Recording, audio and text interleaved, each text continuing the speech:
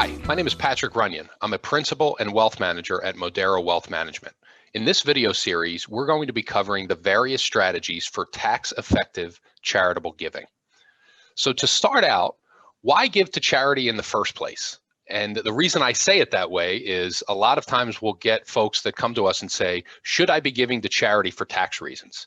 And I always explain that the only reason you give to charity is because you want to make an impact, or you have a desire to be charitable for family values reasons or religious reasons or whatever the case may be. But you don't do it for tax reasons because you're still out the money. So you're doing some good and you're making a sacrifice in a way. However, if that decision has already been made, that you do want to make an impact and you do want to help in some way, shape, or form with a charitable organization financially, then there are more tax effective ways to do it than others. So when we cover these strategies, just remember that it's not an absolute certainty that you want to be giving to charity for tax reasons. It's much more that if you're planning on giving to charity, you want to do it in the most tax efficient way possible. So to start, the normal way people give to charities is through cash.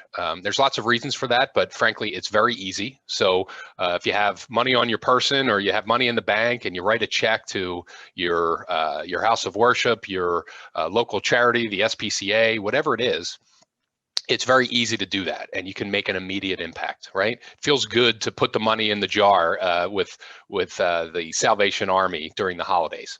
And there's a tax benefit. If you keep records and it's a legitimate charity that you're giving to, you may be eligible for a deduction on your tax return through your itemized deductions, which we'll cover.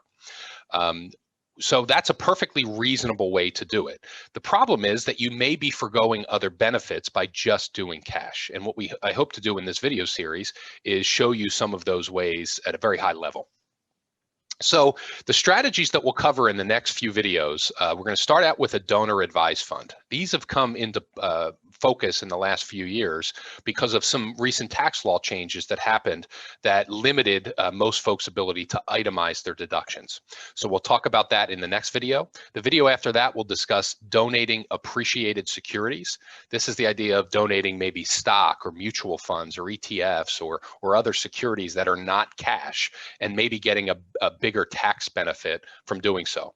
And then the third is donating from your IRA. And this is during the time when the government requires you to begin taking distributions from those IRA or 401k accounts. There's a way that you can leverage giving that you're planning on doing and lower the amount that has to come out of those plans and lower the amount that's ultimately subject to tax.